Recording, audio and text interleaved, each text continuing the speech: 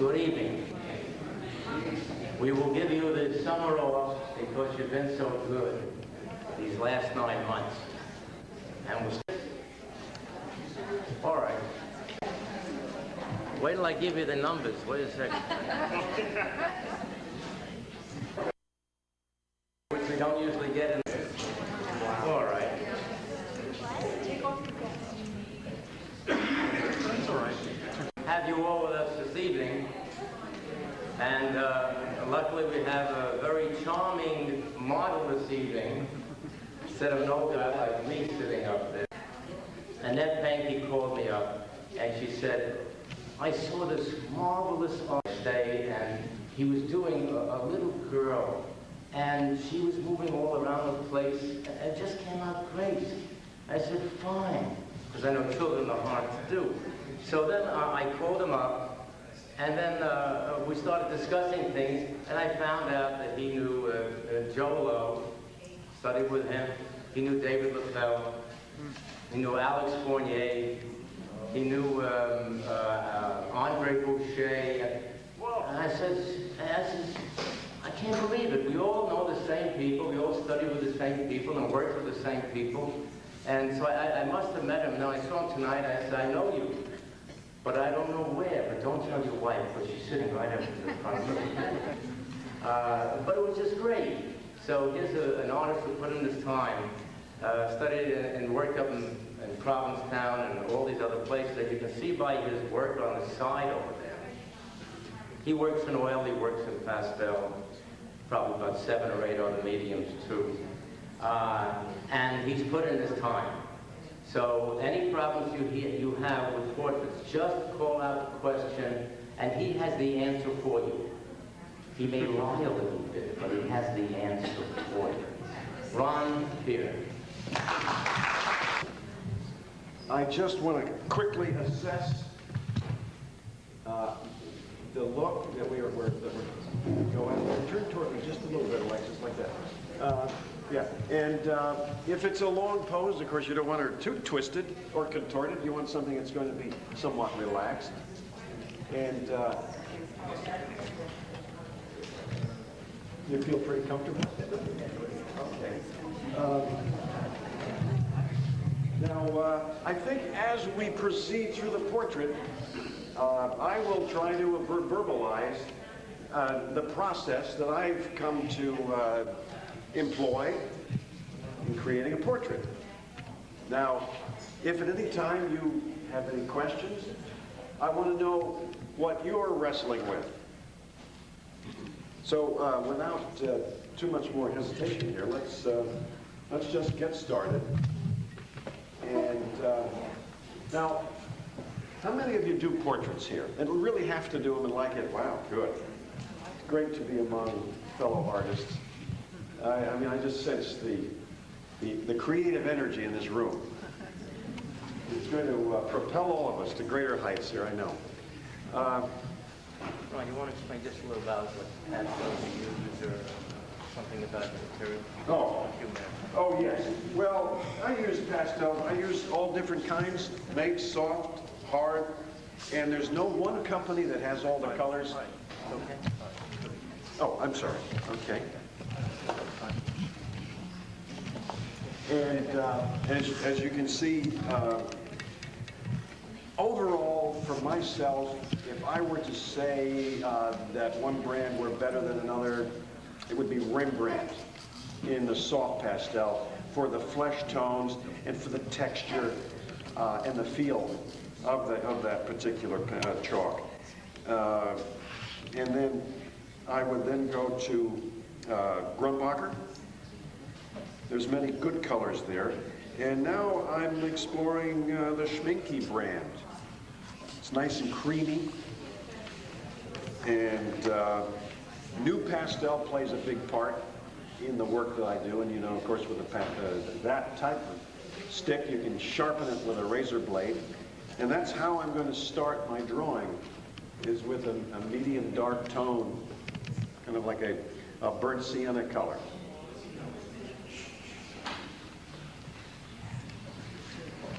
Pastel pencils. are very helpful for rendering detail specifically. Getting into the nooks and crannies, very helpful. And during the course of the portrait, the only thing wrong with a demonstration like this is that there's a lot of preparation work, and I've often, for myself, my biggest complaint, unless I'm in a workshop that goes for a few days, we don't often get to explore the finish work. And a lot of people, if you see some of the detail that I get into, people are puzzled. I was for years, because I never was able to really be next to a master when he was finishing the portrait. You know, in a demonstration, they start and they struggle from the drawing, and you get the basic middle tones in there and the big shapes. But to model the subtler inner planes, I was left to have to, through trial and error, discover these techniques on my own. Do you agree with me? You know what I'm saying? And so because of that, I'm going to share with you some of the tools that I use. I mean, I have a couple of feathers. I mean, take a note. When you want to blend a tone, you know what I'm going to do? Can I walk away here? I'm going to put in permanently. What I have here is a couple of portraits in Broadway. And here's a couple of things that I'm working on right now. Finished? Looks finished. These are ones that I'm working on. Video one? Yep. And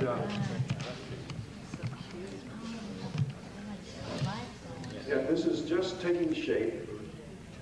Looks finished to me.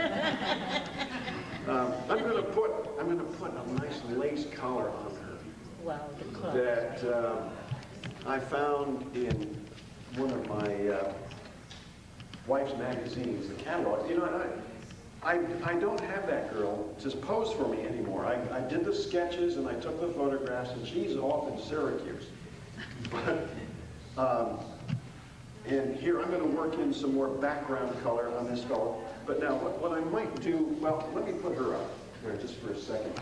And Alexis, bear with me just for a second, if you would. Just trying to find out for a second. Okay. Make it higher or something. It's too strong. So maybe It's too strong? Okay. we'll work. Okay, do you want me to move it over? No, maybe a little higher.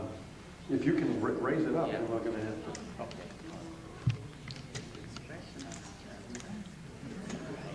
Okay, Jeff. Now, with a feather, you know, it takes the lightest touch to achieve those real subtle turns and transitions, and really just. Oh, you can step to the right side so the Yeah. camera can see Okay. you. Okay.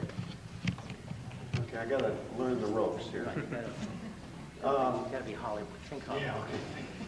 Okay. Darling, simply marvelous.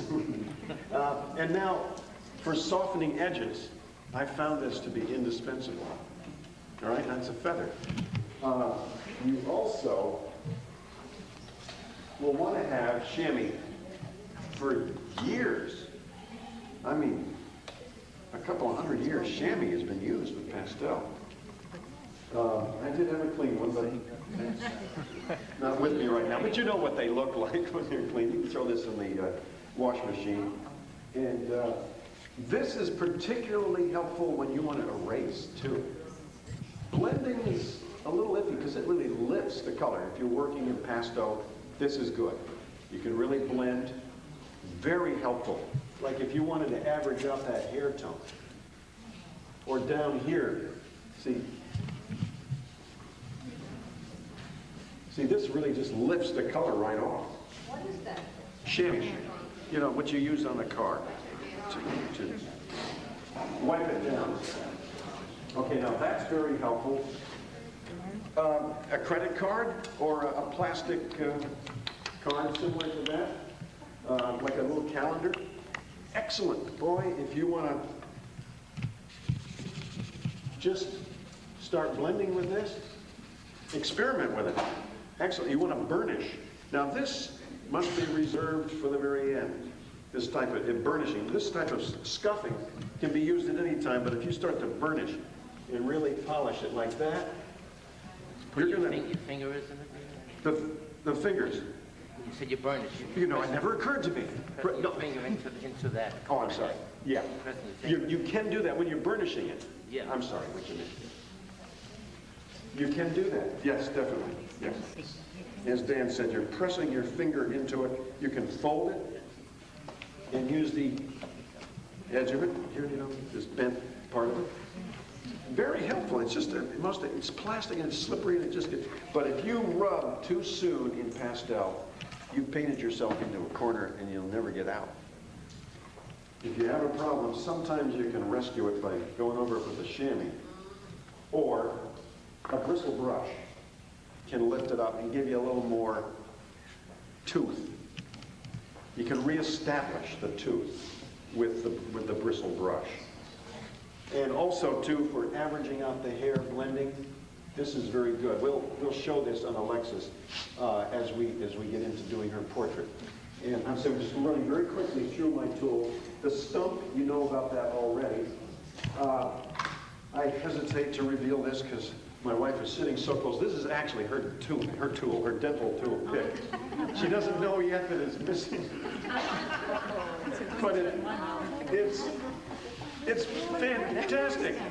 Because I have one of those things. How You do you do? use it? Okay, this is for the littlest detail in the eyes. You want to get in the corner of the eye. Is this rubber? It's rubber, right. And here's another thing, anything rubber, like for instance, oh yeah, I discovered that the end of an eyedropper, this is like a finger. I'll tell you, But you never use your finger though. well, do so, but if you work as much as I do, Yeah. I just, don't repeat this to anyone, but I once had a very slight run-in with the law. They couldn't get a fingerprint impression. I said, wait a second. I said, let it get a little tacky. Let the ink get a little tacky. This guy had a lot of pride in his ability to get a good print, you know. I said, wait, we can work together on this. Well, he got so tickled, you know, he said, oh, forget the print. He said, but my fingers had been worn so smooth, there was no print. So then he really gave me ideas, you know. I said, maybe I could pursue another career. But it was just one of those things that happened, you know, we were all laughing and carrying on, had a good time. So this is to save your finger. So now, also even more so than what I've mentioned thus far, and I may not have it right here, unfortunately. No big deal. It's a pencil eraser. Tremendous. It will tend to lift a little bit, but not as much as, say, a kneaded eraser. Want to make it smudgy? Smudgy? Yeah, that's No, we don't use that term, man. No. We blend. We never smudge. We never make mistakes. Oh, once in a while an error in judgment, but never a mistake. You see. Okay, now, Alexis wants to pose here now, and so that gives you an idea of some of the tools that you can use. I'll take this young lady over here. Maybe you get very innovative, I guess. Okay, thanks.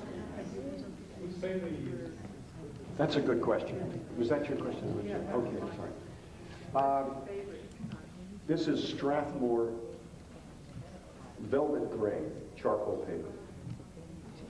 I use it a lot, but you must respect it.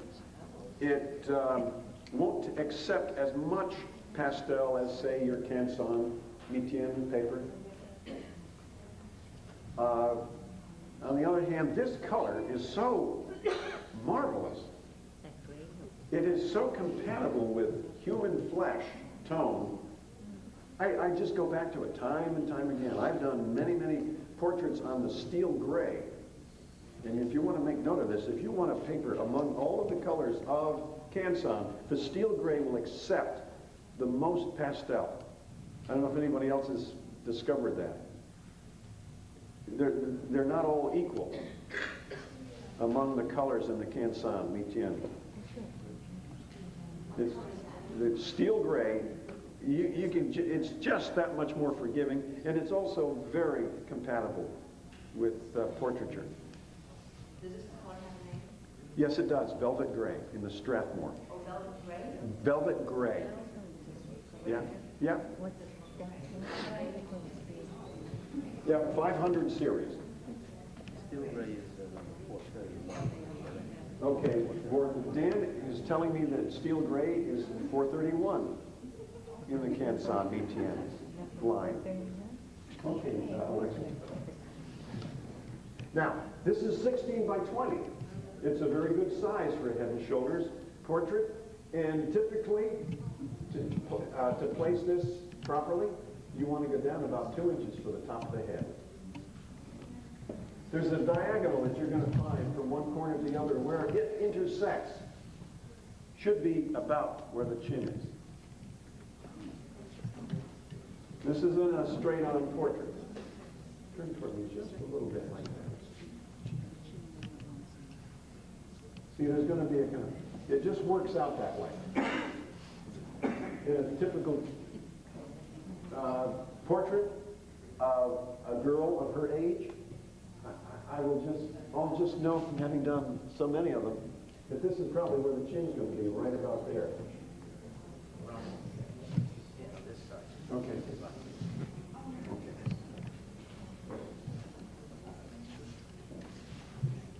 And now,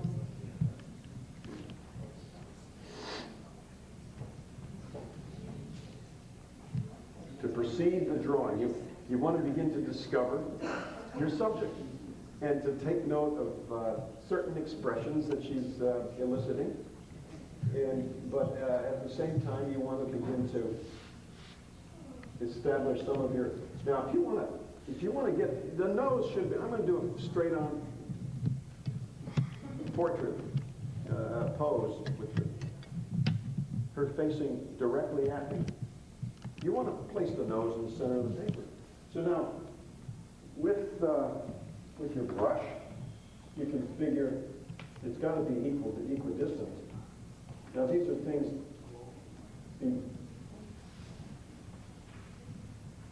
See how we did that?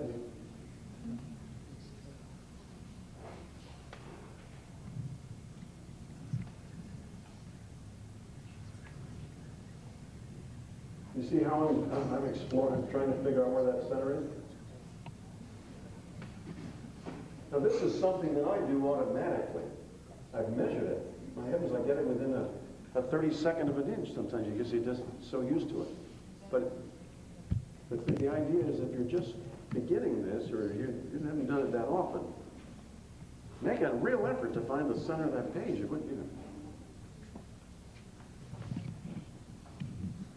Now here's the headband up here, and now if once you've found that center line, you've got the band there, the hairline, the eyebrows, the eyes. I'm tending now to work from the inside out. And I'm making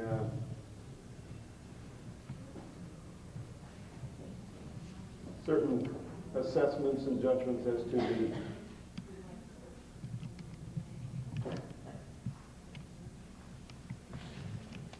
proportions.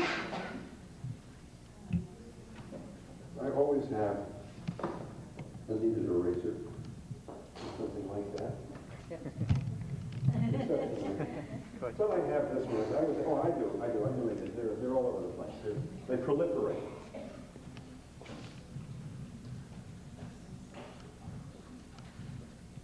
Okay, now I have a very soft line there. I'm going to work from the inside out.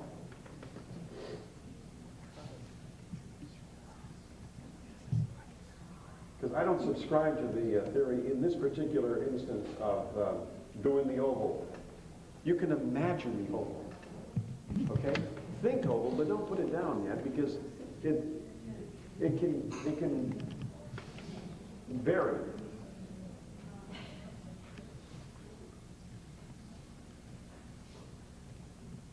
Work from the inside out, and then you can better determine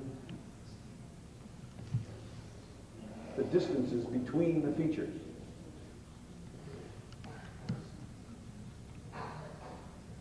Just a little bit like that, just perfect, just like that. Not quite that much, just back, fairly good.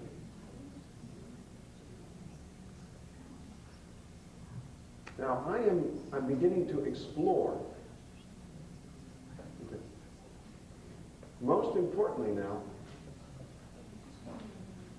here's something that you're going to want to try to do. If you've read Nicolaides' book, The Natural Way to Draw, he speaks of touching the subject.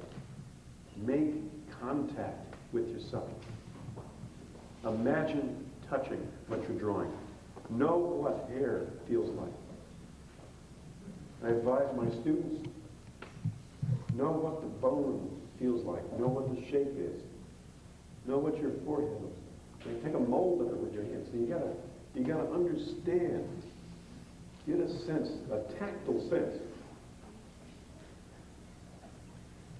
Touch may be the sense that's most closely related to drawing than seeing.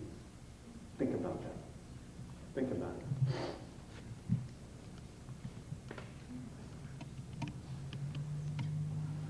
If you take the time, if you're in trouble with your drawing, stop and pretend as though you're touching what you're drawing, and you will become so focused, it will amaze you.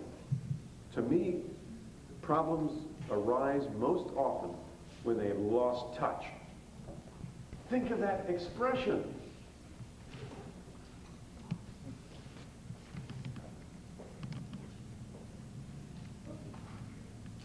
We use that expression so often, that person is out of touch.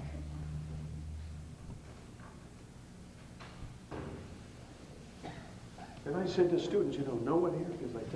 You don't have to be out in public, touching your head, but in the privacy of your studio, know what these things are. A loved one, touch their head, know what it feels like, get an understanding.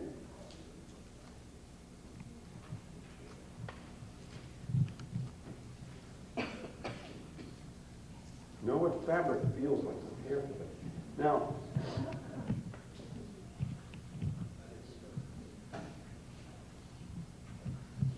now, also too,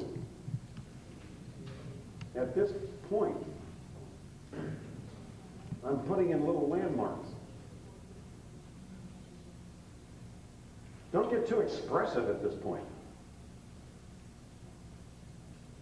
Now, when I work in public, as I often do,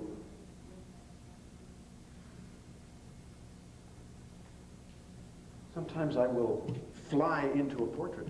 I will just throw color in. But I'm allowing for a process to be revealed here to those who aren't as quick and as practiced.